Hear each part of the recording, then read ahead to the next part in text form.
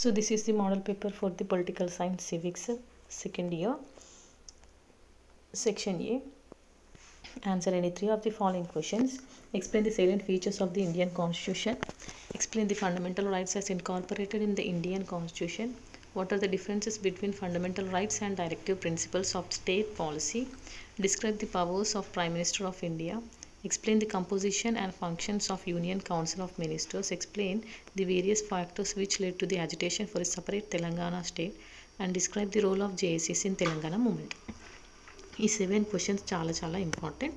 Okay, next section బిలోకి వస్తే 5 marks questions. Explain any 4 causes for the Indian national movement. Point out the main provisions of the independence of Indian act 1947. What are the emergency powers of president of India. Explain any 2 features of Indian foreign policy. Write about election of vice president and his functions. What is impeachment procedure of Indian president? Explain the functions of speaker of Lok Sabha. Write about powers and functions of state governor. Point out powers of the state council of ministers. Explain the structure of the state legislative council.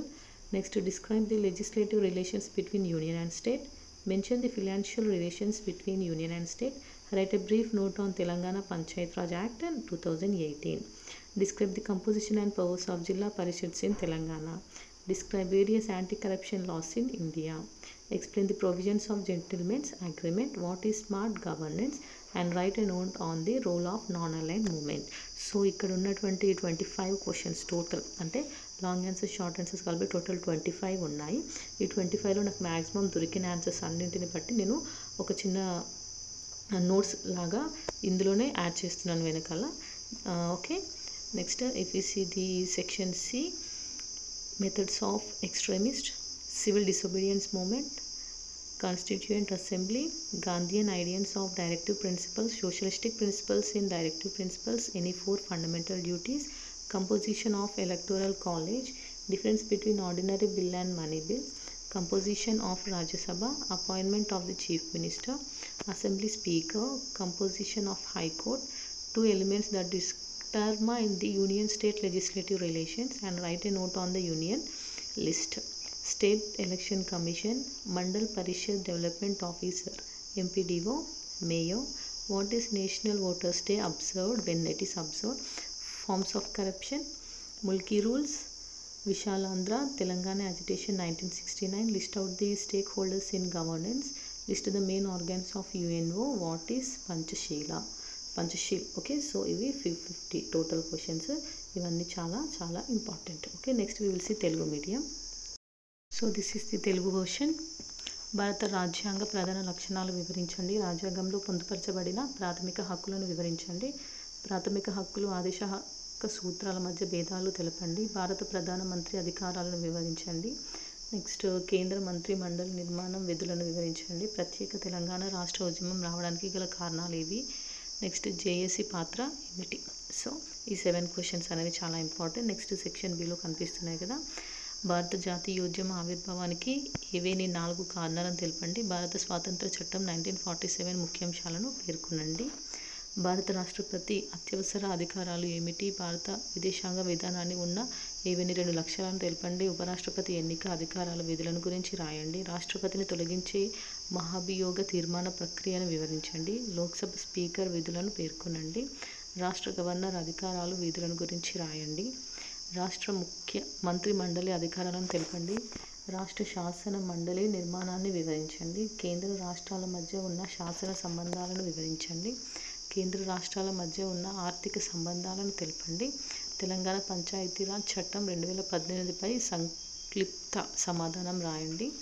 తెలంగాణలో జిల్లా పరిషత్ల నిర్మాణం, అధికారాలను వివరించండి. భారతదేశంలో వివిధ అవినీతి నిరోధక చట్టాలను పేర్కొనండి. పెద్ద మనుషుల ఒప్పందంలో నిబంధనలు తెలపండి. స్మార్ట్ గవర్నెన్స్ అంటే ఏమిటి? అలీనోద్యమం పాత్రపై ఒక సంక్షిప్త సమాధానం రాయండి. నెక్స్ట్ సెక్షన్ సికి వస్తే, అతివాదులు అనుసరించిన పద్ధతులు, శాసనోల్లంఘన ఉద్యమం, రాజ్యాంగ పరిషత్, గాంధేయవాద సూత్రాలు, సామ్యవాద సూత్రాలు, ఏవైనా 4 ప్రాథమిక హక్కులు, ఎన్నికల గణం అంటే ఏమిటి? సాధారణ బిల్లుకు ద్రవ్య బిల్లుకు మధ్య గల తేడాను వివరించండి. రాజ్యసభ నిర్మాణం, ముఖ్యమంత్రి నియామకం, శాసనసభ స్పీకర్, హైకోర్టు నిర్మాణాన్ని తెలపండి. కేంద్ర రాష్ట్రాల మధ్య ఉన్న శాసన సంబంధాలను నిర్దేశించిన 2 అంశాలు. కేంద్ర జాబితాపై ఒక నోట్ రాయండి. రాష్ట్ర ఎన్నికల సంఘం, మండల పరిషత్ అభివృద్ధి అధికారి ఎంపీడీఓ మేయర్. నెక్స్ట్ జాతీయ ఓటర్ల దినోత్సవాన్ని ఎప్పుడు జరుపుకుంటారు? అవినీతి రూపాలు, ముల్కీ నిబంధనలు, విశాలాంధ్ర, 1969 తెలంగాణ ఆందోళన, పాలన సంబంధితుల జాబితా తెలపండి. ఐక్యరాజ్య సమితి ప్రధాన అంగాలు ఏవి? పంచశీల సూత్రాలను వివరించండి. సో మీకు ఒకసారి నేను ఆ ఆన్సర్స్ని కూడా ఈ వీడియోలోనే చూపిస్తాను. చూడండి, లాంగ్ ఆన్సర్స్ ఇంకా షార్ట్ ఆన్సర్స్ మాత్రమే చూపిస్తున్నాను. Very short answers you can read your self also. In civics 10 marks questions are here. These are very important. ఇప్పుడు నేను చెప్పే ఎస్ఏ క్వశ్చన్స్ని మీరు ఖచ్చితంగా ప్రిపేర్ అవ్వండి. ఆల్రెడీ మీరు ప్రిపేర్ అయిపోయి ఉంటారు, ఇంకా 1 డేనే మిగిలింది కాబట్టి లాస్ట్ మూమెంట్లో ప్రిపేర్ అయ్యే వాళ్ళ కోసం ఈ question and answers.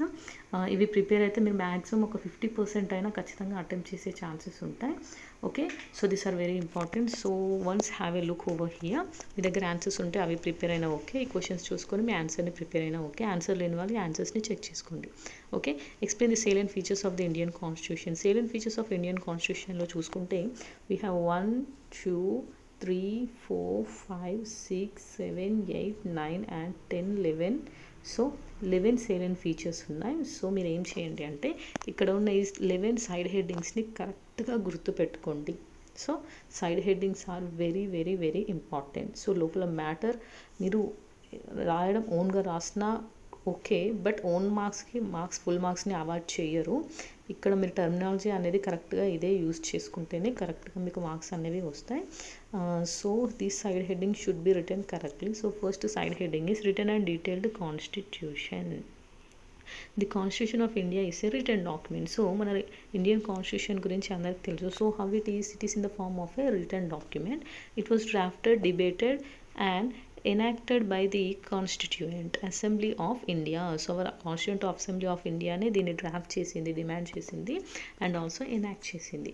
It took 2 years, 11 months and 18 days. So దీన్ని రాయడానికి ఇట్ టుక్ ఎన్ని 2 years, 11 months and 18 days పట్టిందంట. To draft and enact the constitution. Originally Indian constitution consisted of 395 articles, 22 parts with 8 schedules. So ఒక Indian constitution రాయడానికి 2 years, 11 months and 18 days పట్టింది. And దీనికి this article consist of 395, this constitution consist of 395 articles, 22 parts with 8 schedules. Next, India is a sovereign, socialistic, secular, democratic republic. With the adoption of this constitution, India became a sovereign, socialist, secular and democratic republic. India is empowered to act with complete freedom, independence both internally and externally with its sovereign power. So మనము ఇంటర్నల్గా and ఎక్స్టర్నల్గా మనకంటూ కూడా చాలా అధికారాలు అనేవి వచ్చాయి. And next, the word socialistic and secular were included only in 1976. So sovereign మాత్రమే ఉండేది. సోషలిస్టిక్ అండ్ సెక్యులర్ అనేది విత్ ద 42nd అమెండ్మెంట్ 1976లో ఇంక్లూడ్ చేశారు. Noble aims and objectives. Indian constitution has noble aims and objectives. It secures for all its citizens justice in social, economic and political matters. So noble aims, దీని యొక్క AIIMS and objectives ఎలా ఉంటాయంటే అందరికీ సిటిజన్స్కి కూడా justice అన్నీ కూడా సమానంగా ఉండాలి అని చూస్తుంది. It also provides all citizens the Liberty of thought, expression, belief, faith and worship.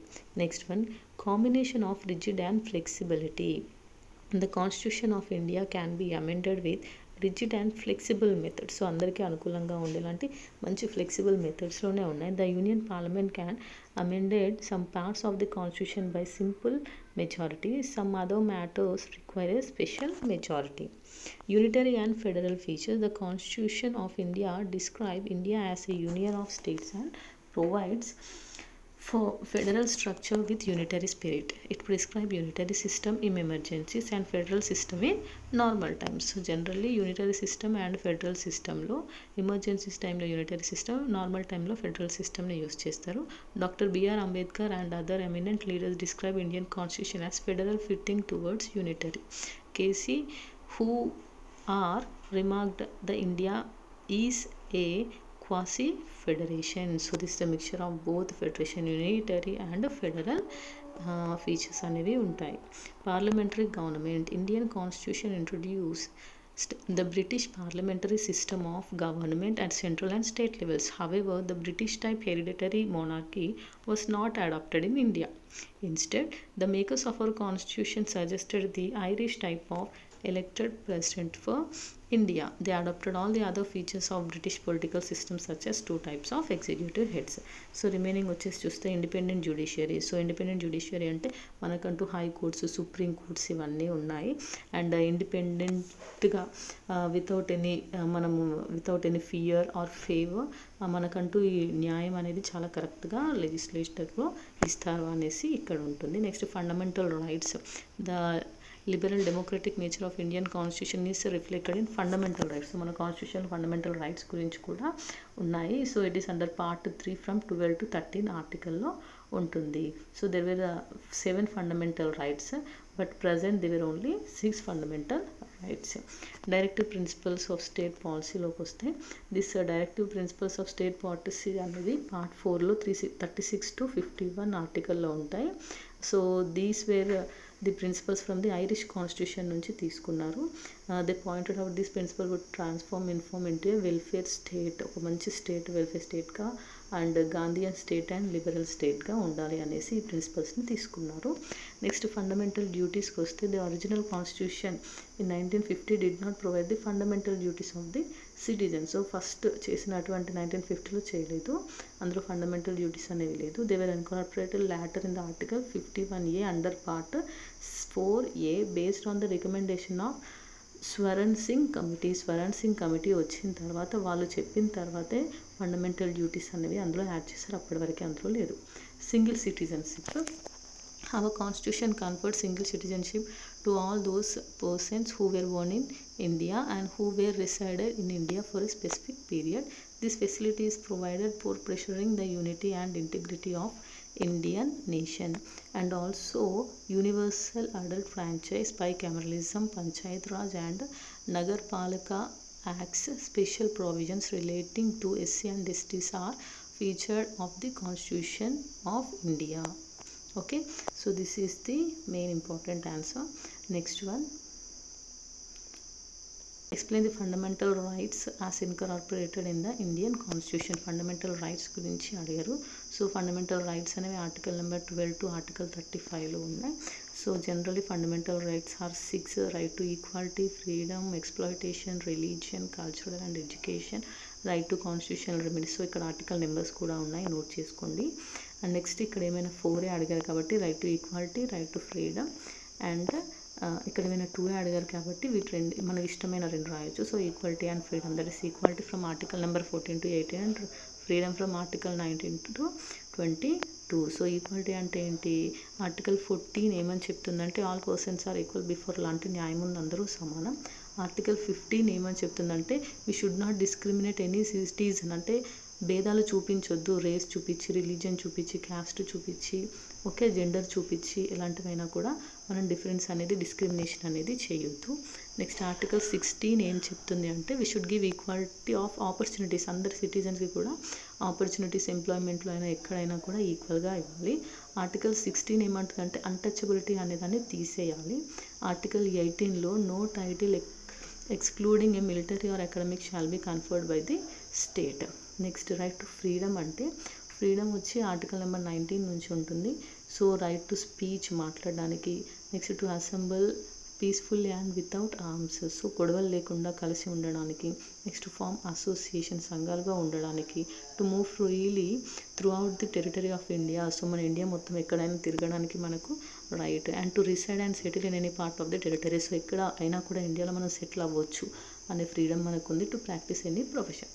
Okay, so this are the remaining ఆర్టికల్స్లో ఉన్నటువంటి రైట్స్ అనమాట. Right to live, right to provide free and compulsory ఎడ్యుకేషన్ని ప్రొవైడ్ చేయాలి అనేసి ఇవన్నీ rights. Okay, so this is also very very important answer. Next one,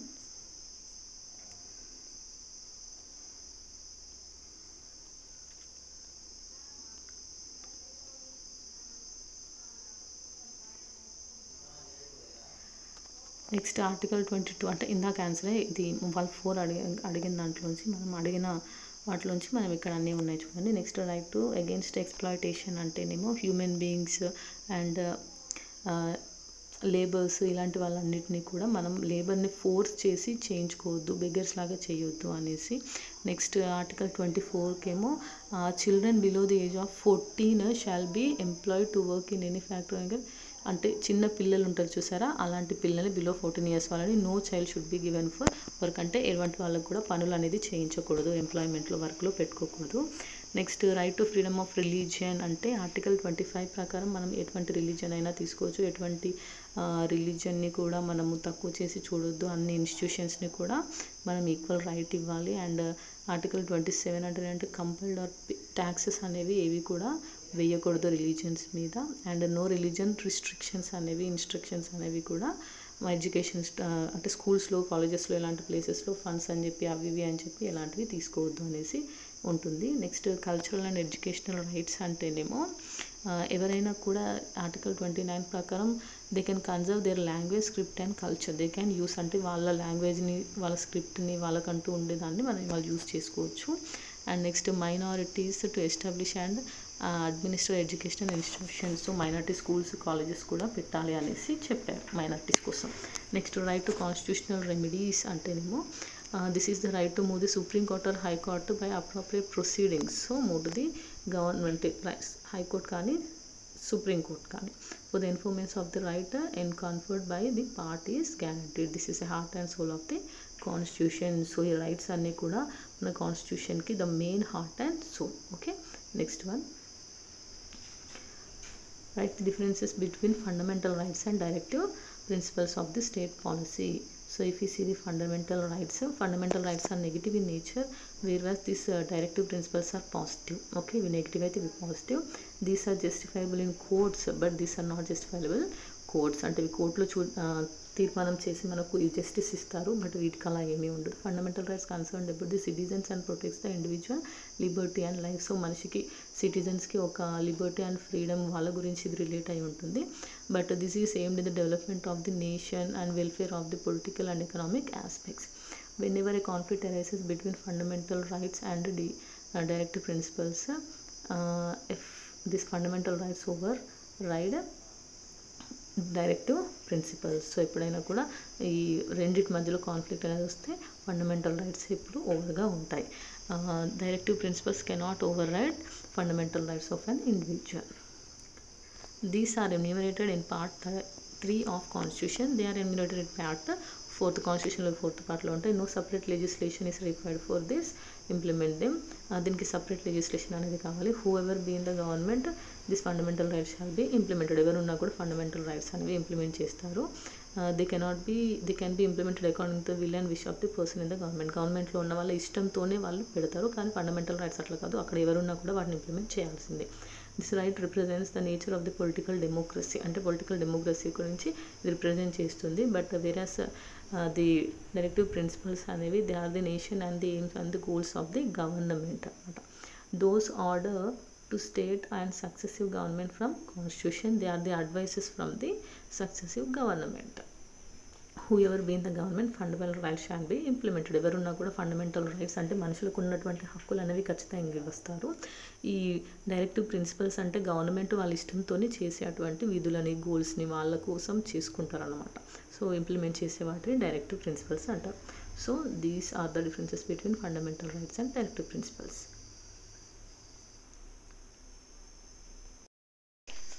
next one powers and functions of prime minister of India.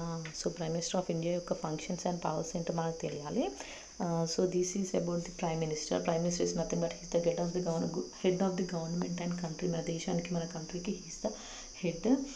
The president appoints the leader of the majority party or alliances in Lok Sabha as the prime minister. All the other ministers are appointed by the president on the advice of the prime minister. So here the prime minister ఏం చేస్తారంటే ఆ prime minister అడ్వైస్తోనే president మిగిలిన మినిస్టర్స్ని appoint చేస్తారు. Article 74 of the constitution states that there will be a council of minister with the prime minister as the head to aid the advise the president in excise of his this function. So prime minister ఇంకా president ఇద్దరూ కలిసి మిగిలిన మినిస్టర్స్ని appoint చేయాలి అనేసి ఆర్టికల్లో ఉంది. Next powers and functions of prime minister చూసుకుంటే he is the leader of the union cabinet. Union క్యాబినెట్కి he's the leader. అంటే అక్కడ ఉన్న క్యాబినెట్ మినిస్టర్స్ అందరినీ అతనే అపాయింట్ చేస్తాడు. సో వాళ్ళు ఏదైనా కరెక్ట్గా చేయకపోయినా అతను వాళ్ళ మీద ఛార్జ్ తీసుకోవడం, ఎక్కడ రిజైన్ ఎవరినైనా తీసేసి అంతటువంటి రైట్ అండ్ అతనికి పవర్స్ ఉంటాయి. నెక్స్ట్ లీడర్ ఆఫ్ ది పార్లమెంట్కి కూడా like nothing but the house of Lok Sabha ఉంటుంది కదా, he is the leader of that parliament. Next ఇక్కడ ఉంది చూడండి, principles of the government policies, he makes announcement about them. అంటే పాలసీస్ గురించి, గవర్నమెంట్కి సంబంధించిన అన్నిటి గురించి ఆయన చెప్తూ ఉంటాడు. నెక్స్ట్ ద మీటింగ్స్, డేట్స్, ఏ రోజు జరగాలి అవన్నిటిని కూడా ఇక్కడే డిసైడ్ చేస్తారు. Next he is the leader of the union గవర్నమెంట్కి he is the head of the, అంటే ఇక్కడ prime minister is the head of the government. అతను ఏం చెప్తే అదే అక్కడ ఉంటుందన్నమాట. He acts the leader of the union government అన్నమాట. Next he is the link between the parliament and the union cabinet. పార్లమెంట్కి యూనియన్ క్యాబినెట్కి రెండింటికి మధ్యలో he is the link and he is the leader of the nation. So all ఇప్పుడు ఒక nation, మన nation మొత్తం, మన ఇండియా మొత్తానికి he is the leader. Okay, so next all major decisions అవన్నీ కూడా ఒక ప్రైమ్ మినిస్టర్ తీసుకుంటారు. ఈవెన్ ఇప్పుడు మనకు చూడండి, నరేంద్ర మోడీ గారే ఎక్కువ మనకు తెలిసి ఉంటారు, అన్నిటి గురించి ఆయనే మాట్లాడుతూ ఉంటారు, అన్నీ చేస్తూ ఉంటారు. కానీ అదే ఇప్పుడు మనం ఒకసారి మన ప్రెసిడెంట్ గారి గురించి చూస్తే ఆయన గురించి మనం చాలా తక్కువ వింటూ ఉంటాం, తక్కువ చూస్తూ ఉంటాము. So prime minister is the leader of the nation. Next one, various factors which led to the agitation for a separate Telangana state. అంటే మనకు ఒక సపరేట్ తెలంగాణ స్టేట్ రావడానికి ఏమేం చేశారు అనేసి ఇక్కడ ఉంది. ద తెలంగాణ స్టేట్ రావడం కోసం చాలా లైక్ విశాలాంధ్ర మూవ్మెంట్, ఇంకా చాలా చేశారు. And when it was started అనేసి ఇక్కడ మనకు క్లియర్గా ఇచ్చారు. So this is the answer. You can have a look here and you can read the answer. Next చాలా ఆల్మోస్ట్ నియర్లీ 1951 నుంచి మనకు 1956 నుంచి మనకు ఎప్పుడైతే ఆంధ్రప్రదేశ్ ఫార్మేషన్ జరిగిందో అప్పుడే అందరూ తెలంగాణ కూడా సపరేట్ కావాలి అని అడగడము. నెక్స్ట్ ఎందుకు అని అంటే we are not getting more and more facilities, అన్నీ కూడా మనకున్నటువంటి మన పవర్స్ని, మనకున్నటువంటి హక్కుల్ని మనం యూటిలైజ్ చేసుకోలేకపోతున్నాం అనేసి చాలామంది సాటిస్ఫై అవ్వలేక ఎన్నో గొడవలు, they have fought for the our separate Telangana, so that everything is given here. Next answer. So role of JSC in Telangana movement. So Joint Action Committee ఏం చేసింది తెలంగాణ మూమెంట్ కోసం అనేసి అంటే పొలిటికల్ జాయింట్ యాక్షన్ కమిటీ ఉంది. And next కుల సంఘాల JAC ఉంది, students JAC, employees JAC అనేసి ఇక్కడ చాలా రకాల జేఏసీస్ ఫామ్ అయిపోయాయి. అవన్నీ ఫామ్ అయిపోయి అన్ని రకాలుగా ఎక్కడి పార్టీస్ వాళ్ళు అక్కడ జాయిన్ అయిపోయారనమాట. Then you can see here political joint action committee ఉంది చూసారా. సో ఇక్కడ అన్ని పొలిటికల్ పార్టీస్ అనమాట, like TRS, BJP, CPI, so ఇవన్నీ కూడా జాయిన్ అయ్యాయి ఇందులో.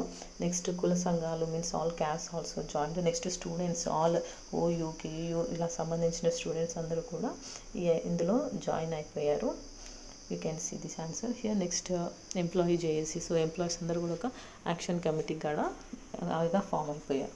So this is employee JAC. So ఈ 4 జేఏసీస్ అన్నీ ఫామ్ అయిన తర్వాతే అందరూ స్ట్రాంగ్గా మారేసి then they led to the Telangana movement. So these are the very very important questions.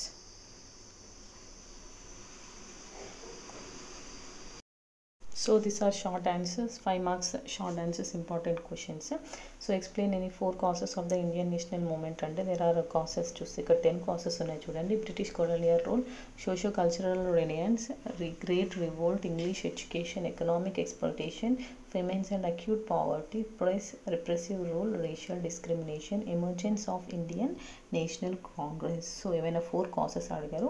So here we have British colonial rule. So this is about the British colonial rule. And then English education, and next press. So this is about the answer, emergence of Indian National Congress. So this is the answer. You can have a look and read this. Next one, the main provisions of the Independence of India Act 1947. So here you can see the main provisions for the Independence Act 1947. Only 5 points are there. Just have a look and read this answer. Next one, short answers lo unnai. The next important the write about the election of vice president and his functions. So president tells manaku vice president ఉంటారు కదా, so ఆయన యొక్క election ఎలా జరుగుతుంది అనేసి, and also his functions, ఆయన యొక్క powers and functions గురించి ఉన్నాయి. Okay, you can see here. So this is about the election of vice president and his functions. So అతని ఫంక్షన్స్లో చూస్తేనేమో chairman of Rajya Sabha and acting as the president. Next one, emergency powers of president of India. So emergency పవర్స్లో చూస్తే national emergency act 352 and constitutional emergency act 356 and financial emergency article 360. So ఇవి అతని president యొక్క emergency powers. Next, right about election of vice president and his functions. Already ఇందాకే మనం చెప్పుకున్నాం కదా. Next, functions of Lok Sabha speaker. Okay, Lok Sabha speaker యొక్క functions కూడా చాలా ఇంపార్టెంట్. సో అతని ఫంక్షన్స్ ఏమేమి ఉంటాయి అనేసి మనం ఇక్కడ ఆన్సర్లో చూసుకోవచ్చు. మళ్ళీ ఒకసారి చూపిస్తున్నాను. And also powers of president of India.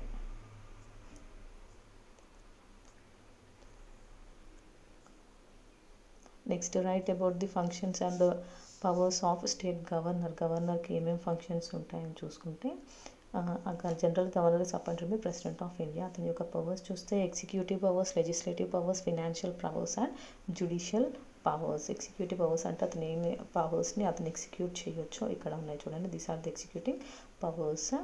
Next, he appoints vice chancellor, he appoints the ministers అనేసి, this is the executing powers. Next, legislative పవర్స్లోకి వస్తేనేమో అంటే లెజిస్లేటివ్ అసెంబ్లీలో అతనికి ఉండే పవర్స్ ఏంటి అనేది మనం ఇక్కడ చూడొచ్చు. నెక్స్ట్, ఫినాన్షియల్, సో మనీకి సంబంధించిన బడ్జెట్కి సంబంధించిన వాటిలో అతని యొక్క పవర్స్ ఇక్కడ చూడొచ్చు. And next, judicial powers are here means nothing but making about the high court judges, వాళ్ళకి ప్రమోషన్స్ వీటి గురించి కూడా, అపాయింట్మెంట్స్ గురించి కూడా ఇతనికి పవర్స్ ఉంటాయి. అండ్ నెక్స్ట్, మిస్లానియస్ పవర్స్ అంటే అదర్ దానివి కాకుండా వేరే పవర్స్ కూడా చాలా ఉన్నాయి. అండ్ నెక్స్ట్, డిస్క్రిషనరీ పవర్స్ అంటే without consulting the council of మినిస్టర్స్ని కూడా అతను ఓన్గా తీసుకునే డెసిషన్స్ కూడా ఇక్కడ ఉన్నాయి. అంటే ఎవరైనా డిస్మిస్ చేయొచ్చు, డిసాల్వ్ చేయొచ్చు అనేసి, చీఫ్ మినిస్టర్ని సెలెక్ట్ చేసుకోవచ్చు, ఇలాంటివి ఎన్నో అతనికి పవర్స్ ఉన్నాయి. Next one, describe the legislative relation between union and state.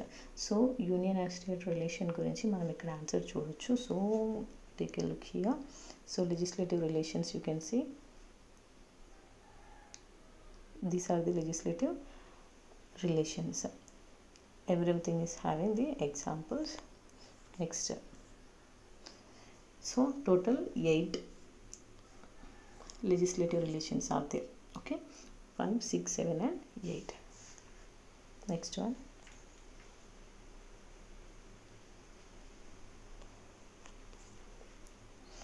next, financial relation between union and states. So here is the answer for the financial relation between union and the states. You can read the answer from here. Next, this is the remaining answer. Total 7 relations ఏమున్నాయో అవి ఇక్కడ మనం చూడొచ్చు. Here 3 and here 4. So total 7 are there. 7 points ని చదవండి.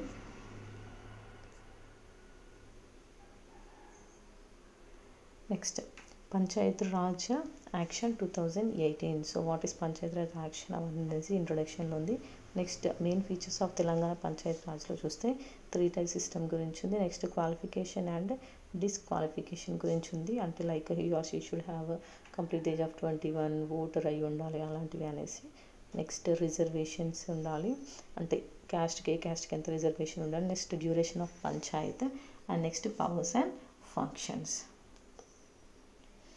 So you can see the answer here. Next one, anti-corruption laws in India. So anti-corruption అంటే తెలుసు కదా. సో anti-corruption laws ఏమేమి ఉన్నాయి అనేది మనం ఈ ఆన్సర్లో చూసుకోవచ్చు. So we are having 5 points here. Next one, gentleman's agreement. So gentleman's agreement అంటే ఏంటి? So this is the answer for the gentleman's agreement.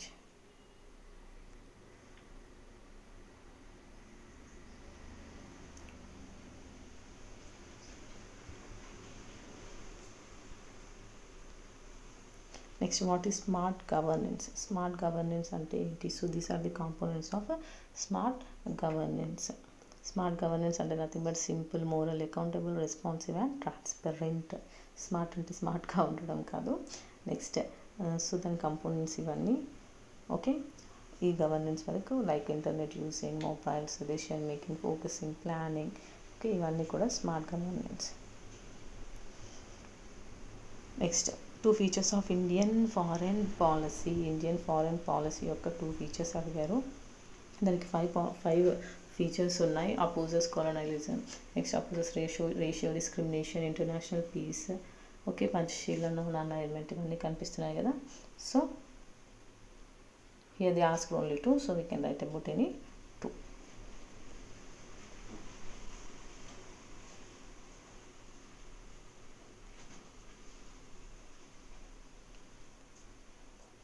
Next one, structure of state legislative council. So this is nothing but the upper house of the state legislature. ఇప్పుడు ప్రజెంట్గా చూసుకుంటే Telangana, AP, Bihar, Karnataka, Maharashtra and UP వీటికి మాత్రమే legislative councils ఉన్నాయి. So different categories ఉన్నాయి, 5 different categories. So these are the 5 different categories.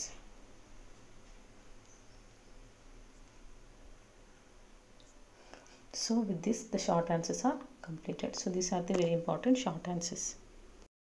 So these are the some of the very short answers. I didn't find అన్ని దొరకలేదు నాకు, దొరికినవి మాత్రం ఇక్కడ పేస్ట్ చేస్తున్నాను. You can see here methods of extremists.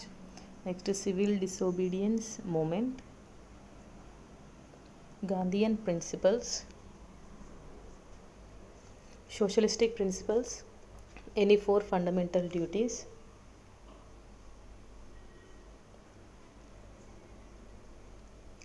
composition of electoral college, composition of Rajya Sabha, composition of High Court, union list, state election commission, what is Panchashil, main organs of UNO, Mulki rules,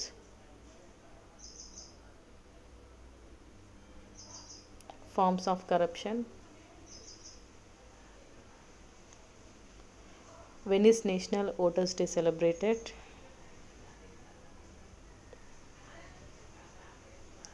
appointment of Chief Minister. So నాకు కొన్ని answers మాత్రమే దొరికాయి. So అవైలబుల్గా ఉన్న ఆన్సర్స్ని నేను ఇక్కడ post చేశాను. You can find your answers in your text book. Okay, so hope you all like the video. Thank you for watching. By by.